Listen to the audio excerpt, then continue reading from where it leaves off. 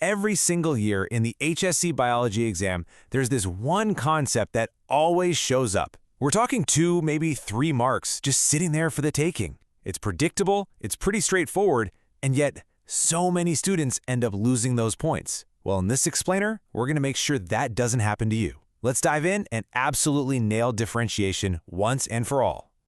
So here's our game plan. First, we'll talk about why these few marks are such a big deal. Then, we're going to break down the tricky concepts using a really simple metaphor, a cell's career path. Trust me, it'll make everything click. From there, we'll figure out exactly how to write the perfect exam answer, and finally, we'll lock it all in with a super fast recap. Okay, first up, the 3-mark question. Let's get right into why this is such a critical piece of your final score, and more importantly, how you can make sure you don't leave any of these points behind. Look, it's not just about the number of marks, right? It's the consistency. We are talking about a guaranteed 2 to 3 marks that pop up on the exam year after year after year. Just think about that for a second. In a super competitive exam, those reliable, bankable points can literally be the difference between the grade you want and the one you get. This isn't some random topic. It's a predictable chance to bump up your score. So that's the big question, isn't it? If these marks are right there for the taking, where do people trip up? Well, it almost always comes down to mixing up a couple of key terms or just not presenting the answer in a way that examiners are looking for. But don't you worry. By the end of this, you will know exactly how to sidestep all those common mistakes. Right, now for the fun part. Let's really get into the science of it all. And the way we're going to do this is by thinking about a cell's life, kind of like a career path. Sounds a little silly, but this one analogy is going to make these complicated biology terms stick in your head for good. Okay, so first on the list, differentiation. I want you to picture a young, dividing meristematic cell that's kind of like a plant's stem cell, as a fresh graduate full of potential ready to enter the workforce. Differentiation is the moment that cell gets its first job. It grows up, it matures, and it becomes specialized, say into a parenchyma cell, which is basically a storage cell. And in doing so, it loses its ability to divide. It's found its purpose, its specific career. All right, next up we have de-differentiation. So let's go back to our specialized parenchyma cell. Now, if the plant gets injured or something, this cell can do something pretty amazing. It can basically come out of retirement. It gives up its specialized job, and, crucially, it regains the ability to start dividing again. So it's going from that specialized state back to a dividing state. And that naturally leads us to redifferentiation. So our cell has come out of retirement, it started dividing again, and now those new cells can settle into a new career. They mature, they become specialized for a different job this time, like forming secondary xylem, the tough woody tissue that moves water. And once again, they lose their ability to divide.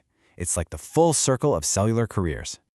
So this slide just lays it all out perfectly, doesn't it?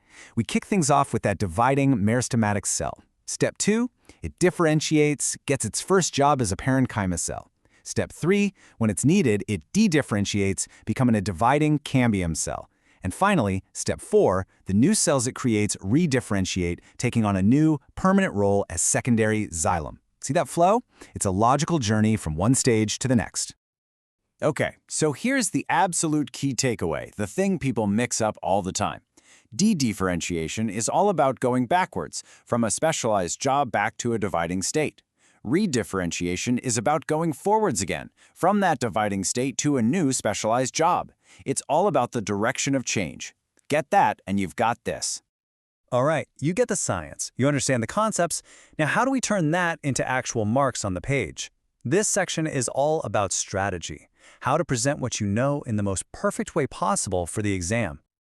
This slide right here, this is your golden ticket. Seriously, pause and screenshot this if you need to. It has everything you need. The term, the key action verb, that's either loses or regains the ability to divide, and a perfect specific example for each one. If you can just reproduce the logic on this table in your exam, you are 90% of the way to getting full marks. Okay, let's talk about the common traps, the mistakes you absolutely want to avoid. Number 1, confusing D and re. We just cleared that up, right? D is back, re is forwards again. Second, forgetting to give examples. Your biology answers will always be stronger with a solid example like parenchyma or secondary xylem. And finally, vague definitions. Don't just say the cell changes. Be specific. Use those key action verbs. Regains the ability to divide. Look, what you know is important, but how you show it can be a game changer. You want to make the examiner's job as easy as possible. Use clear, separate headings for each definition. Go ahead and underline the keywords to show them you know exactly what's important. And hey, if you're feeling fancy, draw a simple box around your final answer. It just makes it pop off the page. Just remember this simple equation. An answer that's neat, well-structured, and super easy to read just screams confidence. It tells the examiner that you know your stuff inside and out. It's a simple little psychological trick, but trust me, it works. All right, we've gone through the what and the how. We've covered the concepts and the strategy. So let's do one final, super quick recap to really hammer this home for exam day. Here it is, as simple as it gets. 1. Cells get a job and specialize. That's differentiation. 2. They can quit that job to start dividing again. That's dedifferentiation. And 3. They can then get a totally new, different job, and that's redifferentiation. That is the entire story in 3 little lines. And that's really it. That's the whole thing. You now know why this question is so important, you get the whole cellular career path idea, and you have the exact strategy to write a perfect answer. You are totally equipped to walk into that exam and grab those marks with confidence. So I'm going to leave you with one last thing to think about. Because this isn't just some random thing you have to memorize for an exam, right?